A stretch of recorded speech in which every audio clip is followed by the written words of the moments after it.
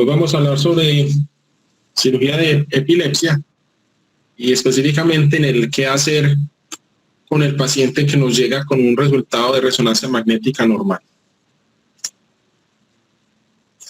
Esta es la agenda del día. Vamos a tratar de esclarecer qué es la epilepsia, qué es una epilepsia refractaria, cuando nos referimos que un paciente tiene resonancia magnética normal, qué es el PET, qué es el SPECT, qué hacer cuando el paciente tiene resonancia magnética normal y en el electroencefalograma nos dice que la epilepsia es de lóbulo temporal. Vamos a hablar de una epilepsia normal extratemporal, cuando se hace invasión para la monitorización con el electroencefalograma intracraniano, cuál es el pronóstico y por último un flujograma. En el mundo, aproximadamente 50 personas por cada 100.000 habitantes van a desarrollar epilepsia cada año. De estos pacientes, el 70% van a tener un adecuado control de sus crisis, de su enfermedad, con la medicación. Sin embargo, 3 de esos pacientes, o sea, 3 de 10, o sea, 30 a un 40% de esos pacientes van a tener lo que se llama una epilepsia refractaria. Y recordemos que una epilepsia refractaria es la persistencia de las crisis, la falta de control de las crisis con el uso de 2 medicamentos epilépticos a sus dosis tolerables. ¿Qué sucede? Estos pacientes que van a ser pacientes con epilepsia refractaria deben entrar a un protocolo para empezar a examinar en un staff, en una junta médica, si son candidatos a la cirugía de epilepsia. Bien, ¿qué pasa? Entonces, el primer paso para hacer en toda staff, en toda junta médica de cirugía de epilepsia refractaria, es conocer una resonancia magnética. Esa resonancia magnética es una resonancia magnética estructural en la cual, digamos que se busca encontrar alguna lesión, alguna anormalidad estructural en el parénquima cerebral del paciente que pueda ser causante de sus crisis epilépticas. Digamos que algunos centros han adoptado ciertos protocolos, ciertas imágenes para hacer un protocolo de epilepsia en la resonancia. Ese protocolo generalmente incluye una imagen en T1, una imagen en T2, una secuencia FLAIR y un T1 volumétrico. Sin embargo, queda la duda de cuándo decimos que un paciente con epilepsia refractaria tiene una resonancia magnética normal. Muy bien, lo primero que vamos a aclarar es que el tipo de resonador que usemos sí es importante. Miren acá en ese estudio como nos muestran que el solo hecho de usar un resonador 3 teslas nos aumenta el porcentaje de pacientes con diagnóstico de epilepsia estructural en comparación con resonadores de 1.5 tesla. Digamos que yo pensaba que esto no era tan importante hasta que hace como un mes me llegó a la consulta un paciente con un resonador de 0.8 tesla. Digamos que eso es algo muy difícil de ver y en el cual las patologías son muy difíciles de diagnosticar. Por segundo parte, digamos que ya vimos la importancia del equipo, pero también es importante el personal médico. Miren acá, como en este estudio publicado en el Journal of Neurology, Neurosurgery and Psychiatry, nos dicen que el evaluador de la resonancia también tiene un impacto importante en el diagnóstico de la enfermedad. Miren acá como nos muestra lo siguiente. Y tengo un evaluador inexperto con una resonancia magnética que no es ideal, o sea, una resonancia que sea menor de 3 teslas. El porcentaje de pacientes con resonancia diagnóstica es de un 39%. Miren que es muy bajo. Sin embargo, si a ese mismo resonador, un resonador no ideal, digamos un resonador 1.5 tesla, lo evalúa un evaluador experto, miren cómo el porcentaje de resonancia diagnóstica también es muy bajo, casi la mitad, un poquito más que la mitad, 51%. Pero si yo tengo un evaluador experto que me está examinando una resonancia magnética ideal, 3 teslas o más, miren el porcentaje diagnóstico cómo aumenta un 91%. Entonces, ¿Cuándo decimos que una resonancia magnética es normal en un paciente que es candidato a cirugía de epilepsia? Bien, debe ser la resonancia magnética 3 teslas que tenga 2 evaluaciones por expertos. Y estas 2 evaluaciones deben dar como resultado que la resonancia no tiene una lesión estructural. Muy bien. ¿Y cuáles son esos 2 evaluadores? El primer evaluador debe ser un neuroradiólogo experto en epilepsia. Y generalmente el segundo evaluador debe ser la junta médica en la cual se está tomando la decisión de llevar al paciente a cirugía de epilepsia. Entonces miren acá cómo aclaramos el primer concepto de la charla, y es decir, cuando hablamos de que un paciente tiene resonancia magnética normal, entre comillas, cuando es candidato a cirugía de epilepsia. Muy bien, ¿qué tan frecuente es eso? Miren, de un 18 a un 43% de los pacientes con epilepsia refractaria son diagnosticados anualmente con resonancia magnética. ¿Y cuál es la importancia de eso? Muy bien, los que hemos tenido la oportunidad de realizar cirugías de epilepsia, conocemos que el objetivo principal de esas intervenciones es extraer el foco de las crisis, el foco epileptógeno, para así lograr controlar la frecuencia de la enfermedad. ¿Qué sucede? Pues, cuando yo tengo una resonancia magnética estructural, es decir, cuando yo tengo una lesión en la resonancia magnética que me concuerda con los hallazgos del electroencefalograma, tienen mayor tasa de cura los pacientes que se llevan a estas cirugías en comparación con los pacientes donde la resonancia magnética es normal. ¿Y por qué? Porque estos pacientes que tienen resonancia magnética normal, la dificultad va a ser esto. Yo tengo la necesidad de identificar dónde nacen esas crisis para poder llevar el paciente a cirugía. ¿Y cuál es el riesgo? Muy bien, los pacientes que tienen resonancia magnética normal, históricamente se ha pensado que tienen menor control de las crisis con la cirugía. Entonces, ¿cómo se deben hacer las cosas? Muy bien. Acá resumo un poco lo que tengo. Tenemos el paciente que ya ha sido diagnosticado con una epilepsia refractaria. Ese paciente lo ingresan a la junta médica para la cirugía de epilepsia y el primero es hacer una resonancia magnética estructural. Recuerden que generalmente las instituciones utilizan un protocolo donde ven las secuencias T1, T2, ven el FLAIR y ven un T1 volumétrico. Con esta resonancia magnética, idealmente uno espera encontrar esto, una resonancia magnética, digámoslo, positiva, estructural. Ya esto aquí, ya digamos que es tema de otra charla, el enfoque del paciente con resonancia positiva sin correlación con el electroencefalograma o con correlación con el electroencefalograma. Pero el tema de hoy es este, ¿qué hacer con este paciente? El paciente donde la resonancia magnética fue normal y ya está en el protocolo de cirugía de epilepsia. Eso es lo que vamos a hablar el día de hoy. Muy bien. La pregunta, digamos, que se ha dado durante la historia es, ¿vale la pena someter a estos pacientes con epilepsia refractaria sin lesión en la resonancia a una cirugía? Bien, la respuesta es que sí, pero hay que saber que hay que actuar según, primero y lo más importante, todos los artículos mencionan protocolos institucionales que varían un poco, pero tienen, digamos, algunas similitudes.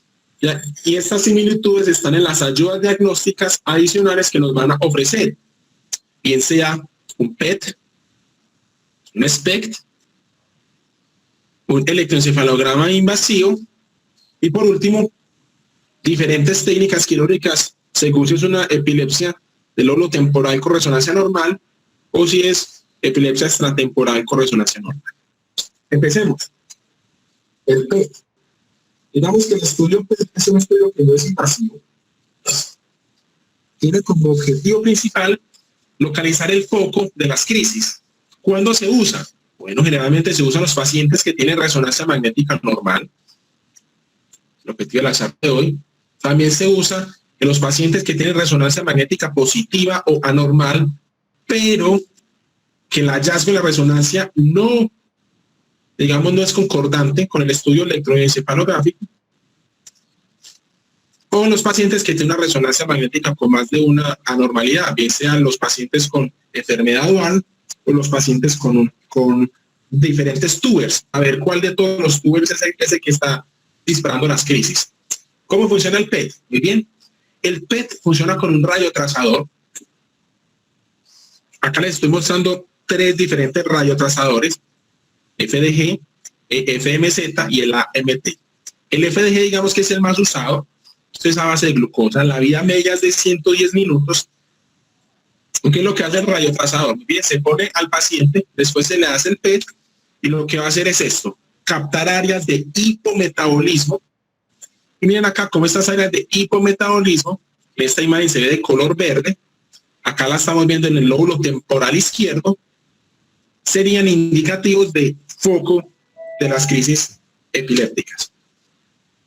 ¿Qué pasa? Muy bien, esta marcación que les acabo de mostrar, que en esta imagen vuelvo y repito, es en el lóbulo temporal izquierdo. Miren que es foco específica, porque nos está diciendo que toda la crisis se dispara del lóbulo temporal, lo cual sabemos que no es cierto. ¿Qué pasa? Esta secuencia PET nos sirve para ver el foco, pero no nos especifica cuál, o sea, en qué parte de todo el lóbulo temporal. Yo no sé si es una crisis externa o es una crisis interna. ¿Dónde está el foco? Lo que sí me está diciendo es la lateralidad. Es decir, este paciente tiene una lateralidad de origen de las crisis que es izquierda. ¿Y eso por qué es útil? Bueno, en algunos pacientes la ayuda de este PET-CT nos puede ayudar para posteriormente poner los electrodos intracraneales para hacer la marcación y extracción del foco preciso. ¿Cuáles son las desventajas del PET? Bueno, ya lo dije, delimita regiones más grandes de lo que realmente es el foco. ¿Por qué? El PET, digamos que nos marca un foco, pero también no nos discrimina el patrón de distribución de las crisis, pero es muy útil para la lateralidad. Digamos que la utilidad del PET cuando tengo resonancia magnética normal varía. Si estoy estudiando un paciente con epilepsia del lóbulo temporal o extratemporal, cuando usamos el radiotrazador FDG, miremos como el hipocampo es poco visualizado, por lo cual digamos que no nos discrimina si es una epilepsia del lóbulo temporal medial o lateral. Sin embargo, miren que el radiotrazador FMZ, poco usado, ve al estudio ideal cuando yo tengo la sospecha de que la crisis es del lóbulo temporal. Miren la sensibilidad como es de alta, y un 85 a un 100%. Y por su parte, el radiotrazador AMT no es útil para diagnosticar, digamos, el foco en las epilepsias del lóbulo temporal, pero sí es útil, es el que se usa para discriminar la esclerosis tuberosa. Cuando tengo más de un tuber, yo necesito saber cuál de todos esos tubers es el que está disparando. El radiotrazador ideal es este, el AMT, pero eso es tema de otra charla. Por su parte, como estamos frente a una epilepsia con resonancia magnética normal, y yo tengo la sospecha de que es una epilepsia extratemporal, miren acá como nuevamente el estudio ideal vuelve a ser el radiotrazador FMZ, en especial cuando es una epilepsia del lóbulo frontal, muy útil. El otro estudio es el SPECT. Digamos que el SPECT, acá no les estoy mostrando cómo funciona. Se pone un radiotrazador, posteriormente se le estudia al paciente y lo que nos va a hacer es una reconstrucción 3D del parénquima cerebral y nos va a marcar nuevamente las áreas de hipo e hipermetabolismo. Se puede usar de 3 maneras: preictal, antes de que inicien las crisis; ictal, durante el inicio de las crisis; o posictal. ¿Por qué es importante recordar esto? Digamos que el tiempo en el que se pone el radiotrazador es de suma importancia para poder entender el desenlace. Es decir, el médico, el especialista que va a leer el SPECT debe tener la información de cuándo se puso el radiotrazador, si fue preictal, ictal o posictal. Entonces se pone el radiotrazador, inmediatamente, digamos, en cuestión de 20 a 30 segundos, alcanza y cruza la barrera hematoencefálica y posteriormente se toma el estudio. Estos son los radiotrazadores que más se usan. Miren acá cómo nos está mostrando un área de hipercaptación. ¿Qué sucede? Cuando diferencio o discrimino entre dónde podría ser la epilepsia, digamos que es una epilepsia del lóbulo temporal o una epilepsia extratemporal, digamos que la sensibilidad diagnóstica varía. Si es interictal, miren que la sensibilidad es menos de un 50%. Si es ictal, que es el más difícil de hacer porque tendría usted que estar con el paciente canalizado y poner el radiotrazador, inmediatamente comienza la crisis. Miren cómo nos identifica el foco en un 70 a 90%. ¿Y por qué digo que es tan difícil? Les acabo de decir que el radiotrazador alcanza y cruza la barrera hematoencefálica después de 30 a 20 segundos y en 30 a 20 segundos puede que la crisis ya haya pasado. Entonces digamos que es el estudio ideal, pero es el más difícil de hacer. Y el posictal y el interictal, estos dos son los que más se usan. Miren cómo es una sensibilidad también muy alta. Por su parte, cuando hablamos del estudio en epilepsias extratemporales, digamos que el SPECT nuevamente nos guía para la lateralización de las crisis y posteriormente para la ubicación de los electrodos intracraneales. Acabamos acá en este preámbulo de cómo se estudian los pacientes con epilepsia refractaria que tiene una resonancia magnética normal de una forma no invasiva. Ahora vamos a ver del método invasivo, que son los electrodos intracraneales.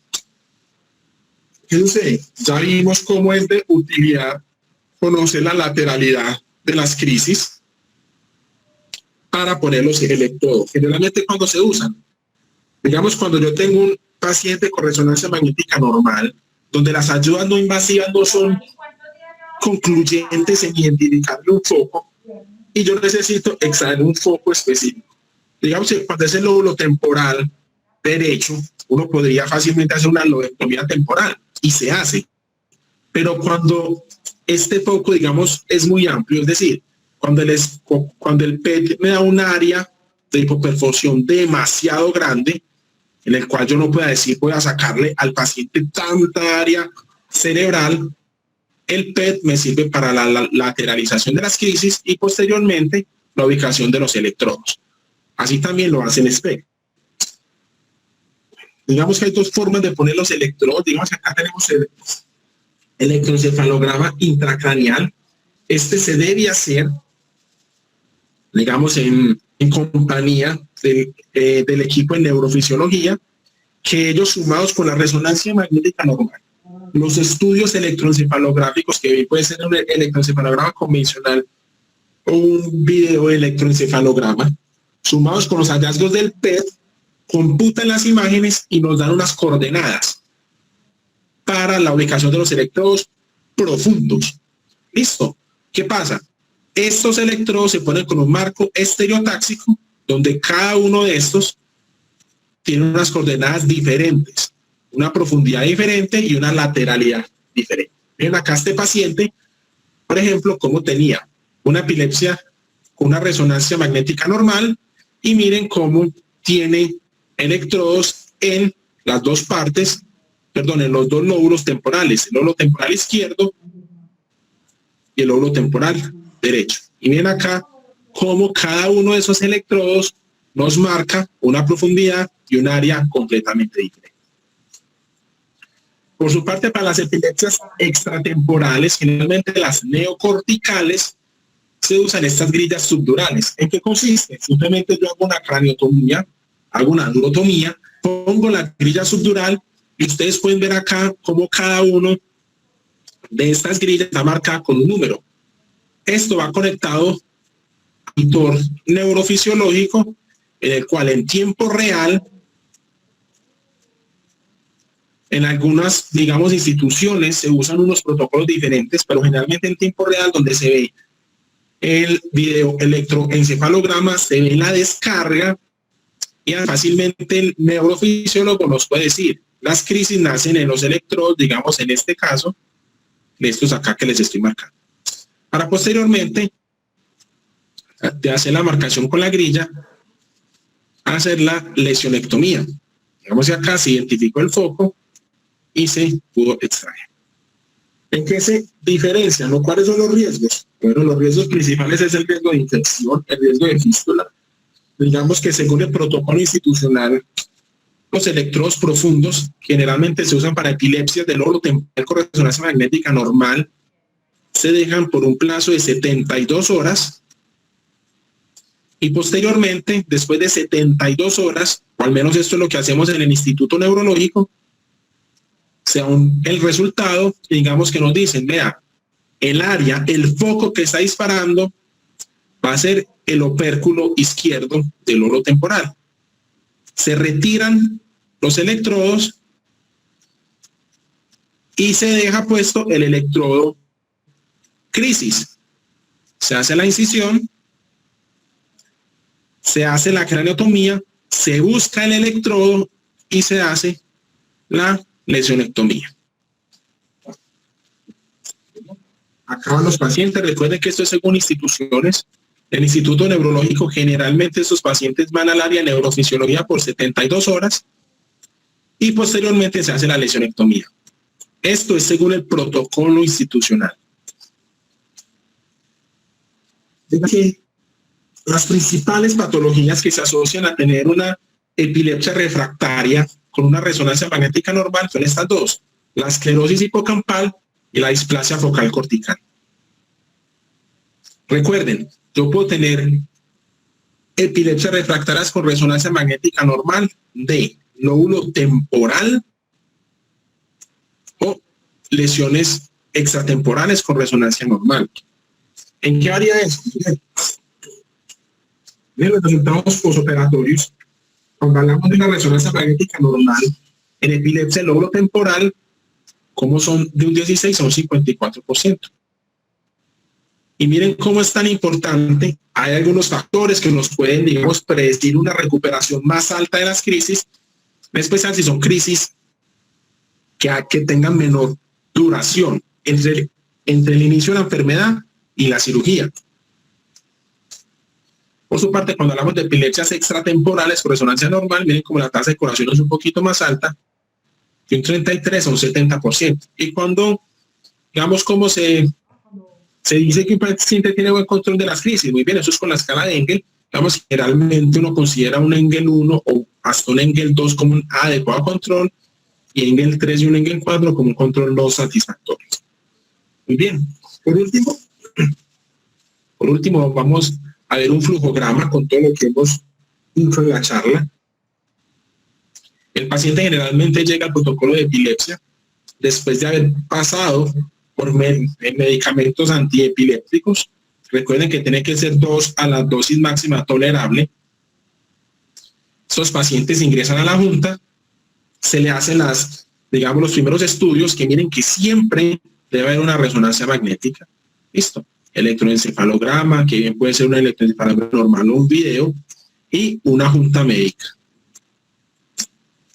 Según el resultado de esa resonancia magnética, el paciente puede ser 3 opciones. Candidato claro, es decir, el paciente cuya resonancia magnética va en concordancia con el estudio del video electroencefalograma. Les pongo un ejemplo claro. El video nos muestra que la epilepsia nace del lóbulo frontal izquierdo y la resonancia tiene un cavernoma frontal izquierdo. Ese paciente, digamos que es el paciente ideal, es el paciente que tiene mayor tasa de curación con la cirugía.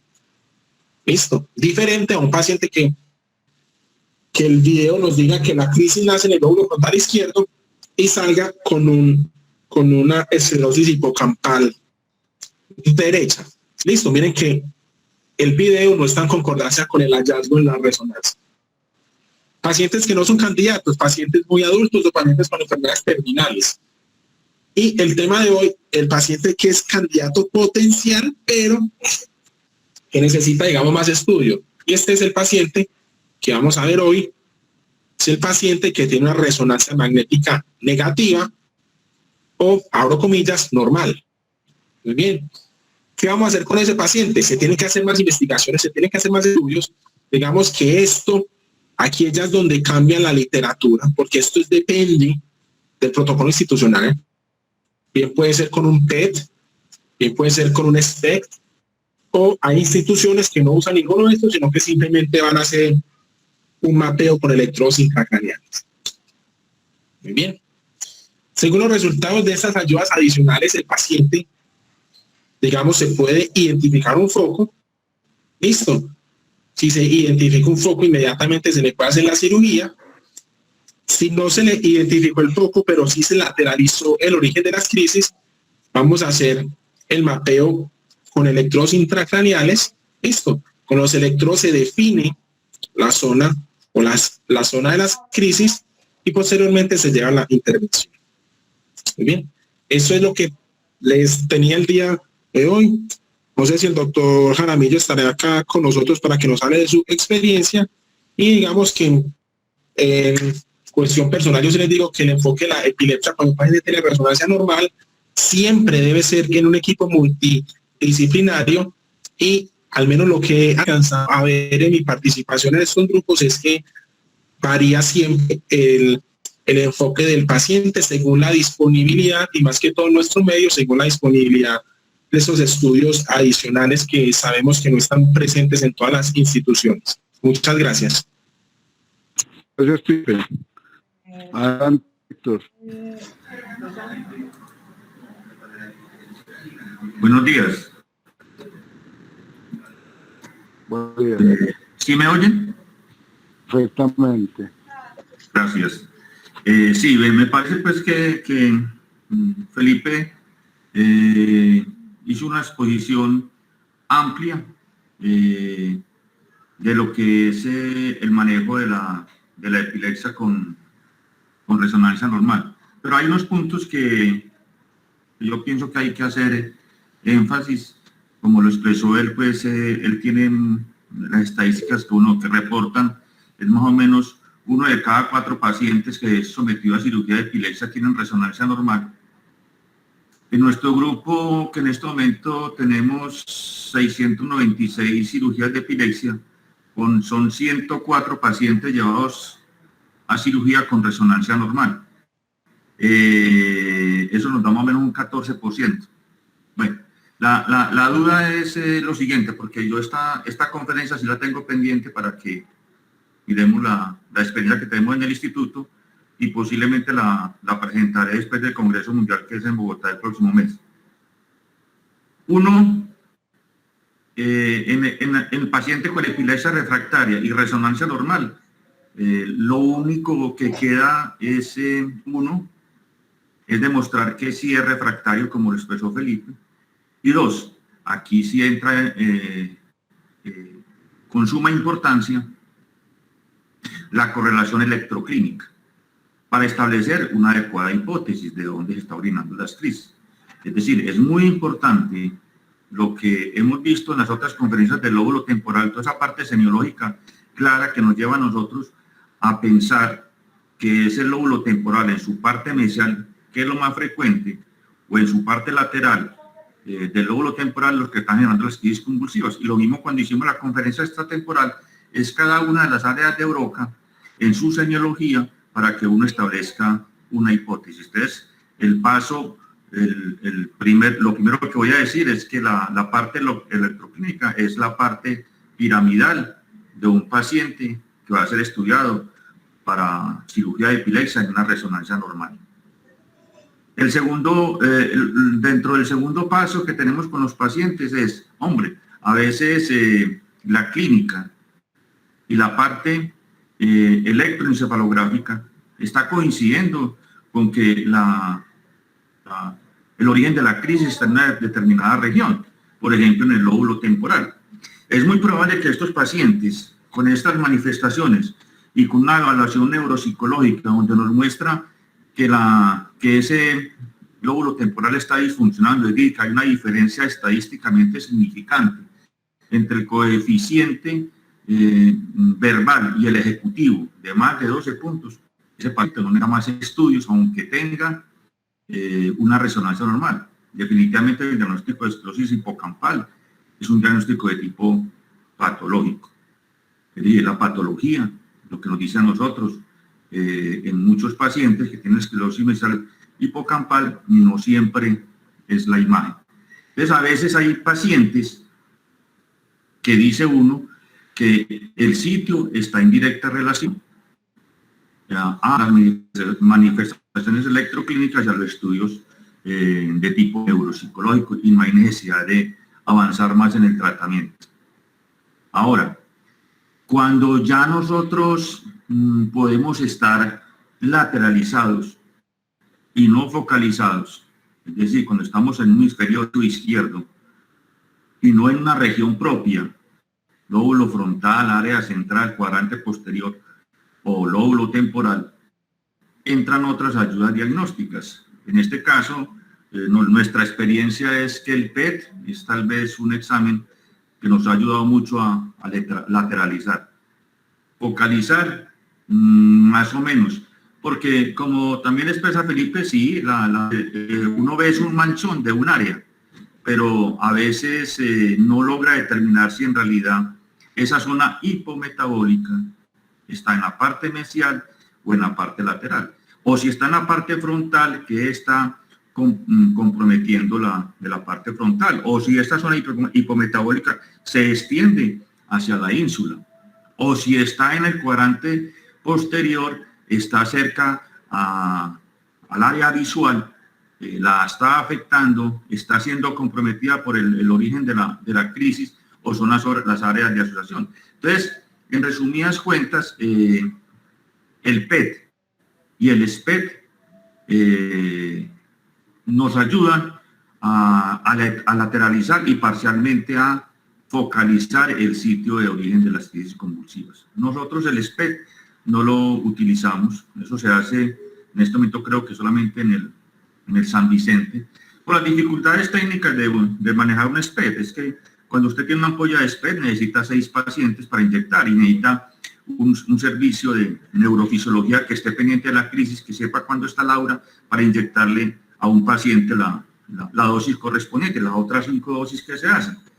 Muchas veces se ha tratado de implementar que esas otras 5 dosis se le ponga a los pacientes que están en la unidad para tener un SPET no ictal o interictal, y se inyecta al paciente que está sufriendo la crisis convulsiva en este momento la 6ª parte que le corresponde.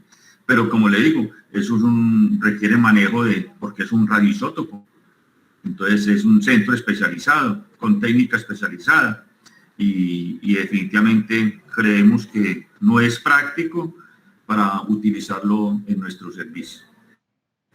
Una vez tenemos nosotros, desde el punto de vista clínico, planteada una región, desde el punto de vista electroencefalográfico, planteada una región, y desde el punto de vista estudios neuropsicológicos o estudios de tipo imagenológicos como el PET, establecemos una hipótesis. Esa hipótesis es lo que uno define. Si la hipótesis es valedera y tiene suficiente peso, planteamos la invasión. Y si una hipótesis no tiene suficiente peso, eso es una cirugía que usualmente está condenada al fracaso. Entonces, desde el punto de vista invasión, nosotros casi desde hace más o menos 8 años, yo diría que el 90% de nuestras invasiones son por estereoelectroencefalografía, y este es el trabajo que se va a presentar en el Congreso Mundial, experiencia del histo neurológico en estereoelectroencefalografía. Yo creo que para mí, desde el punto de vista, esta técnica es una técnica que es muy buena. En muchas partes del mundo implantan los electrodos, se pasa al paciente a la unidad de videomonitoreo hasta que tengamos unas 2, 3, 4 crisis o la actividad intelectual sea lo suficientemente fuerte para decirnos qué área es la que está generando las crisis convulsivas. Fuera de eso, también hacemos estimulación a cada uno de los electrodos para ver la actividad de tipo fisiológica que presenta cada región.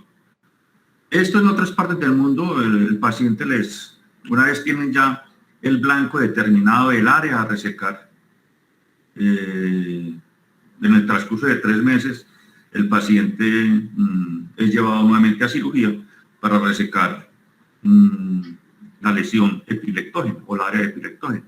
Nosotros, pues ya pues, no que nosotros nos inventamos eso, pero por cuestiones de tipo seguridad social o sistema social de nosotros, no nos podemos dar ese lujo porque muchas veces los pacientes se van a perder.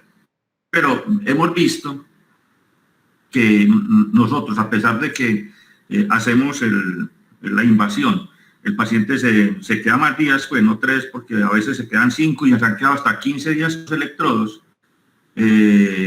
Una vez determinamos el área y una vez la estimulación cortical nos ha mostrado cuál es el área a resecar y qué implicaciones o riesgo tiene para el paciente, nosotros el paciente lo llevamos a cirugía, retiramos los electrodos y los electrodos importantes para mí los dejo como, en cierta medida, como un neuronavegador, porque me va a llevar hasta el sitio en la profundidad y los giros que yo debo resecar con seguridad para que el paciente le ofrezcamos un control de las crisis convulsivas sin producir un déficit neurológico. Esto no se hace, en lo que yo le digo, no se hace en ninguna parte, pero de esta manera no es, como digo, no es una cosa que nosotros la pensamos, sino que es una cosa que nosotros aprovechamos del sistema y de las limitaciones del sistema y hemos obtenido muy buenos resultados. De todas maneras, yo creo que lo que hizo Felipe es muy bueno. Me parece que es un buen abrebocas para que haya motivación en el manejo de este tipo de pacientes. Y creo que después daré una conferencia con respecto a la resonancia normal y desde el punto de vista semiológico, con una hipótesis planteada de qué región es la afectada y cómo hacemos la resección y el control que tenemos en estos pacientes. Muchas gracias.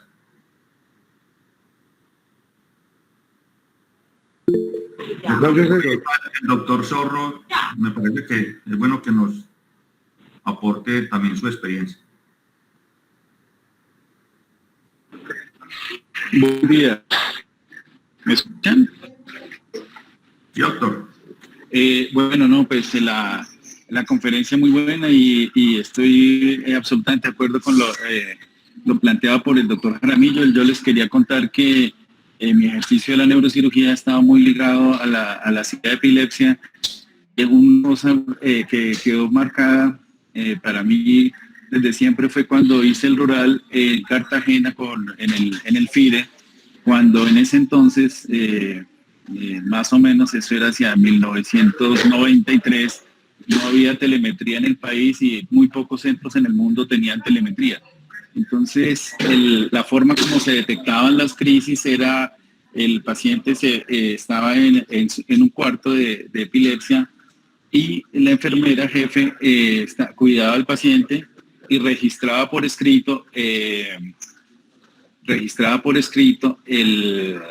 evento, el ictus. El paciente lateralizaba a la derecha, movía la cabeza, hacía automatismo. Y al otro día pasaba el grupo de neurología y el grupo de neurocirugía encabezado por el doctor Fandiño, y de acuerdo a la clínica se hacía la hipótesis de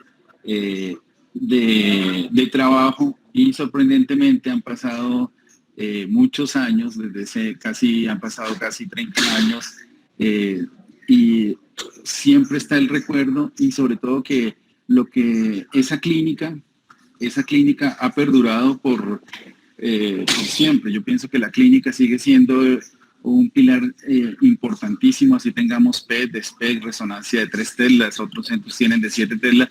Esa clínica y esa semiología en neurología y neurocirugía es muy importante, pero sobre todo en epilepsia, porque en ese entonces, 1993, no había resonancia, no había telemetría, y ya se hacían casos de cirugía de epilepsia, y sorprendentemente con esa clínica el doctor Fandiño y su grupo en Cartagena tuvo resultados muy favorables, resultados muy buenos, a pesar de que no había la tecnología, no era en el país, era una tecnología que no estaba en el mundo. Entonces se vino avanzando.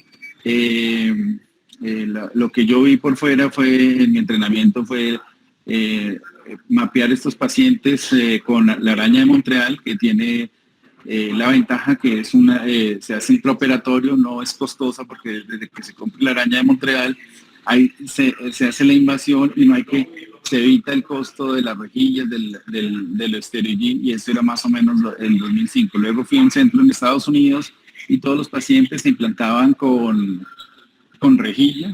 Eso fue en 2008, volví desde el punto de vista de implantación, eso fue lo que hicimos más o menos 8 años, y como dice el doctor Jaramillo, más o menos hace 7 años ya no volvimos a usar las rejillas y nos cambiamos al esteroide, porque vimos que nos ofrecía muchas ventajas, nos evitaba una crenotomía, muchas de las cosas empezamos haciendo esteroide con arteriografía, pero las imágenes también evolucionaron, entonces ahorita lo hacemos con resonancia y tiempo de vuelo y nos da buenos resultados. Yo empecé haciendo esteroide con neuronavegador, pero veíamos que el punto de inserción no era tan eficiente como cuando se utiliza la esterotaxia. Entonces mi concepto de esterotaxia sigue siendo lo más preciso que hay para neurocirugía funcional.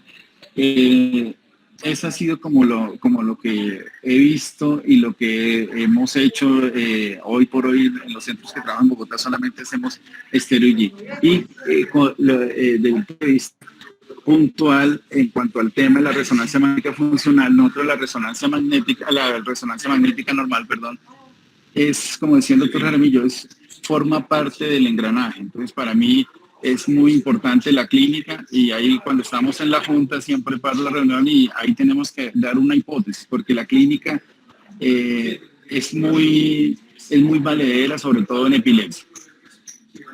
¿Qué hemos visto en la resonancia magnética funcional, en la resonancia magnética normal? Muchas veces las personas que leen, los neuroradiólogos, no tienen la información completa, la información eléctrica, la información semiológica que nosotros tenemos. Entonces, eso es una cosa importante. 2, lo que yo he visto es que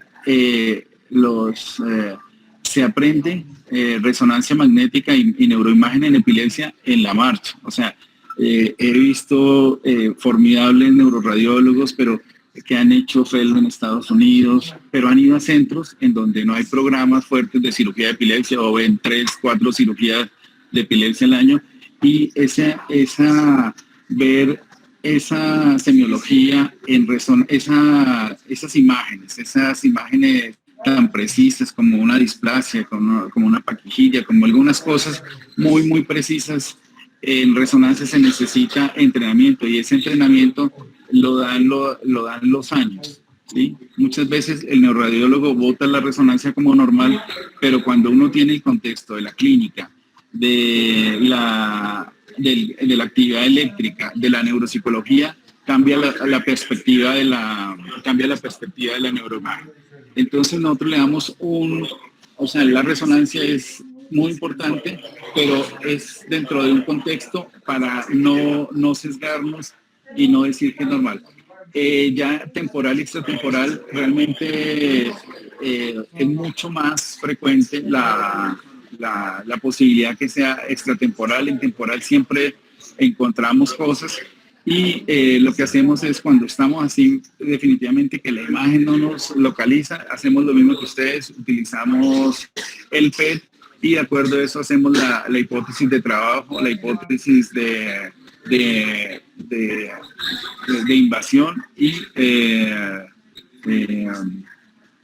procedemos lo mismo, invadimos con esteroide, hacemos el estudio varía si el paciente completa las crisis y los neurofisiólogos están satisfechos. Yo prefiero al paciente casi que de manera urgente al otro día pedir una sala para evitar el riesgo de infección. Si no hay posibilidad de operar, lo que hacemos es retiramos los electrodos, ¿sí? Y pasamos a operar al paciente. También he utilizado la técnica que dice el doctor el doctor Jaramillo es dejar algún electrodo puntual que nos sirve como de neuronavegación dentro del cerebro para mirar básicamente límites epileptogénicos o límites lesionales. Entonces, eso es básicamente es lo que hacemos. Y un mensaje a todo el grupo es que yo creo que en Colombia, en todos los centros que hacen cirugía de epilepsia, se hace una muy buena cirugía de epilepsia dentro de unos resultados muy similares a cualquier centro americano o cualquier centro europeo. Se hace las cosas con muy buena tecnología, y la gente que trabaja me parece muy idónea en Bogotá, Cali, Medellín, Bucaramanga. Creo que se está haciendo muy bien la cirugía de epilepsia. Muchas gracias, ese era mi aporte.